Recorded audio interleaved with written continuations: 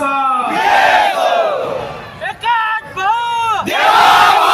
हिंदवी स्वराज्याचे संस्थापक छत्रपती शिवरायांना मानाचा मुजरा करतो। भारतीय राज्यघटनेचे शिल्पकार भारतरत्न डॉक्टर बाबासाहेब आंबेडकर यांना मानवंदना अर्पित करतो। आणि आज कोपरगाव मध्ये जिथपर्यंत माझी नजर जाते आहे तिथपर्यंत मला लोकच लोक दिसत आहेत।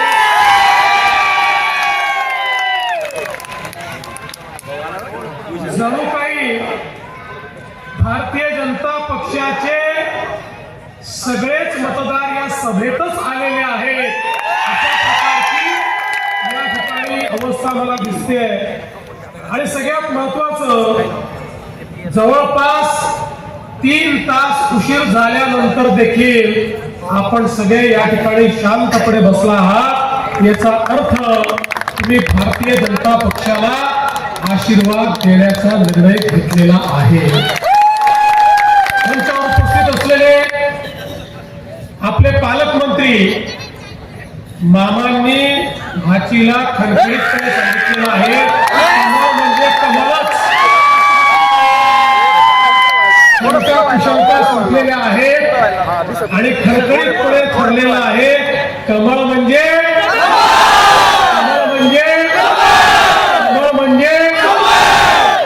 आपले पालकमंत्री राधाकृष्ण विखे पाटीलजी, जलसंपदा मंत्री गिरीश महाजनजी, बिपिनदादा कोल्हे, आपल्या माजी आमदार आणि या तालुक्यातल्या पहिला महिला आमदार म्हणून ज्यांनी सन्मान मिळवला त्या स्नेहलताताई कोल्हे, विक्रमजी पाचपुते, विवेक भैया कोल्हे, नितीन गिरकर,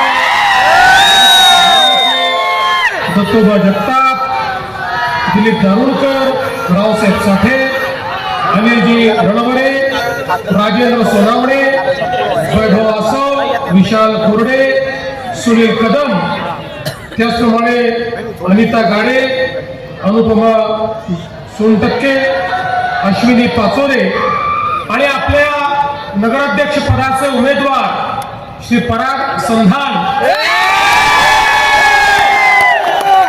आता आम्ही आलो आहोत तर परागचं संधान विकासाची घालून देण्याकरता आलो। आपले सर्व नगरसेवक पदाचे उमेदवार आणि या ठिकाणी उपस्थित माझ्या सगळ्या लाडक्या बहिणी आणि माझ्या तेवढ्याच लाडक्या भावांनो, पहिल्यांदा लाडक्या बहिणींची आठवण ठेवावी लागते। आणि बघा, कालच आपल्या निवडणुकीला 1 वर्ष पूर्ण झालं। आपण 23 नोव्हेंबर 2024 ला प्रचंड मोठा विजय या ठिकाणी महाराष्ट्रात मिळवला होता। आणि तो विजय मिळवल्यानंतर आमचे विरोधक सांगायचे, यांनी सुरू केलेल्या आता सगळ्या योजना बंद होणार, आता लाडक्या बहिणींचे पैसे बंद होणार। पण त्यांच्या नाकावर टिचून 1 वर्ष झालं तरी देखील पैसे सुरूच आहेत। आणि बहिणींनो, जोपर्यंत तुमचा देवाभाऊ मुख्यमंत्री आहे तुमचे पैसे कोणीच बंद करू शकत नाही। आम्ही शेतकऱ्यांना मोफत वीज देण्याचा निर्णय घेतला, तो निर्णय आजही सुरू आहे, आम्ही निर्णय बंद केला नाही। आम्ही प्रधानमंत्री किसान सन्मान सोबत आमच्या शेतकऱ्यांना 6,000 रुपये देण्याचा निर्णय केला, तोही निर्णय आमचा सुरूच आहे, तोही निर्णय आमचा कधीच बंद होणार नाही। कारण आम्ही निवडणुका जिंकण्यापुरतं आश्वासन देणारे लोक नाही, तर आम्ही लोकांसोबत राहून त्यांच्या जीवनामध्ये परिवर्तन घडवणारे लोक आहोत। आम्हाला आमचे नेते नरेंद्र मोदीजींनी सांगितलंय की जोपर्यंत समाजामध्ये आर्थिक आणि सामाजिक परिवर्तन होत नाही तोपर्यंत आपल्याला राजकारणामध्ये या राजकीय व्यवस्थेचा उपकरण म्हणून करून अशा प्रकारे वापर करायचा आहे की ज्यातनं समाजातला जो शेवटचा व्यक्ती आहे त्याच्या जीवनात परिवर्तन घडलं पाहिजे. आणि म्हणून बंधू भगिनींनो, या निवडणुकीकरता मी मतदान मागण्याकरता आलोय, पण मी कोणावर टीका करणार नाहीये, मी कोणाच्याही विरोधात बोलणार नाहीये. मी तुम्हाला हे सांगण्याकरता आलो आहे, आमच्याकडे महाराष्ट्रातल्या नागरी भागाला कशा प्रकारे विकसित करायचं याची ब्लूप्रिंट तयार आहे, आमच्याकडे त्याचा प्लॅन तयार आहे, आमच्याकडे त्या संदर्भातला आराखडा तयार आहे. आणि हा आराखडा पूर्ण करण्याकरता जी निधीची आवश्यकता लागते त्याकरता आमच्या पाठीशी देशाचे प्रधानमंत्री नरेंद्र मोदी जी आहेत, त्यामुळे चिंता करण्याची आवश्यकता नाहीये. आज विवेक भैयांनी विश्वासनामा या ठिकाणी जाहीर केला. हा जाहीरनामा नाहीये, हा विश्वासनामा आहे. मी तुम्हाला विश्वास देण्याकरता आलोय विवेक भैया, जो तुम्ही विश्वासनामा मांडलेला आहे त्या विश्वासनाम्याला पूर्ण करण्याची जबाबदारी आमची आहे. आम्ही ते पूर्ण करून दाखवू. या देशामध्ये आपले प्रधानमंत्री नरेंद्र मोदीजी हे असे पहिले पंतप्रधान आहे की ज्यांनी सांगितलं गावाचा विकास तर झालाच पाहिजे, पण त्यासोबत शहरांचाही विकास असा आपला प्रयत्न आहे. ताईंनी मला सांगितलं साईनगरमध्ये कोपरगावला 660 अतिक्रमण निघाली मागच्या काळामध्ये पूर्वी, पण त्यांचं कुठलंही पुनर्वसन झालं नाही. निश्चितपणे अशा प्रकारच्या जेवढ्या अतिक्रमण धारकांचं पुनर्वसन करायचं आहे त्याकरता राज्य सरकारने योजना सुरू केलेली आहे. आणि मी तुम्हाला निश्चित सांगतो, एकदा आपलं सरकार या नगर परिषदेमध्ये आल्यानंतर त्यांचंही त्या ठिकाणी पुनर्वसन करण्याचा प्रयत्न आपण करणार आहोत. आज देशाच्या प्रधानमंत्र्यांनी आपल्या शहरांमध्ये विशेषतः लोकांना आरोग्य सेवा मिळाली पाहिजे म्हणून त्या ठिकाणी आयुष्यमान आरोग्य मंदिरं निर्माण केली, त्याची योजना आणली. प्रत्येक महानगरपालिका नगरपालिका क्षेत्रांमध्ये आयुष्यमान आरोग्य मंदिराच्या माध्यमातून मोफत डॉक्टरची सेवा आणि मोफत औषधी अशा प्रकारची योजना आणली आहे. या देशामध्ये 2.5 लाख अशा प्रकारचे दवाखाने प्रत्येक शहरामध्ये आणि गावामध्ये तयार करण्याचं काम या निमित्ताने चाललेलं आहे.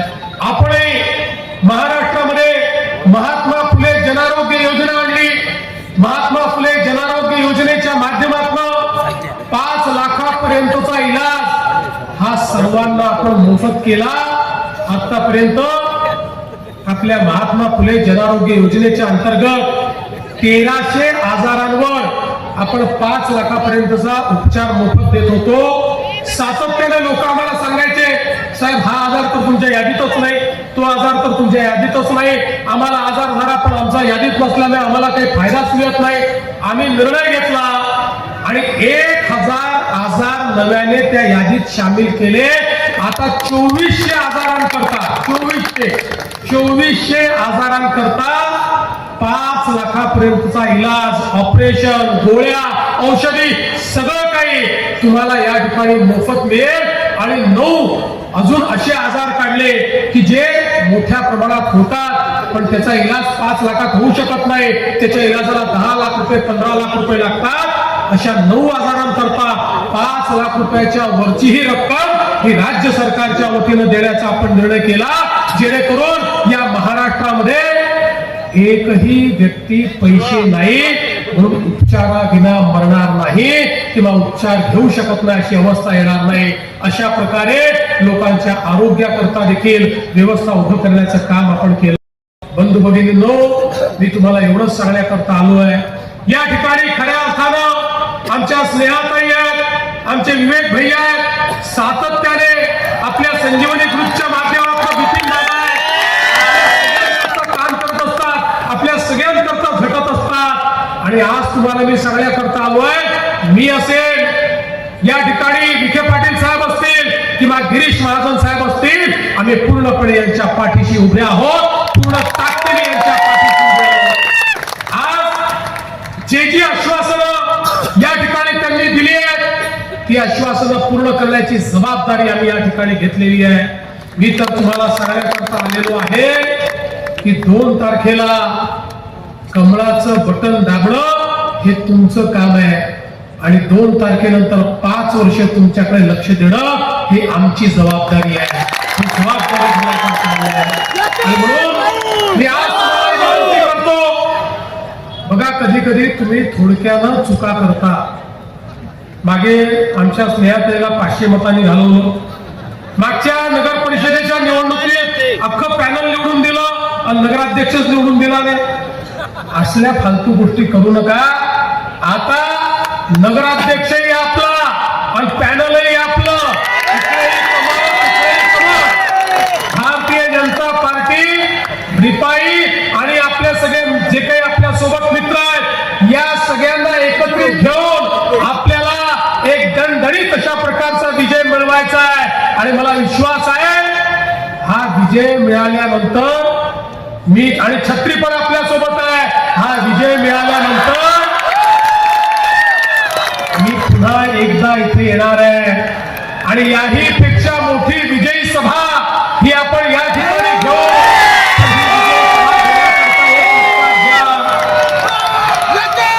तुमची सभा, तुमचा उत्साह उत्तम आहे, पण लक्षात ठेवा रात्र वैऱ्याची आहे. अति उत्साहामध्ये जर त्या ठिकाणी चुकला तर 5 वर्ष भोगावं लागेल. त्यामुळे डोळे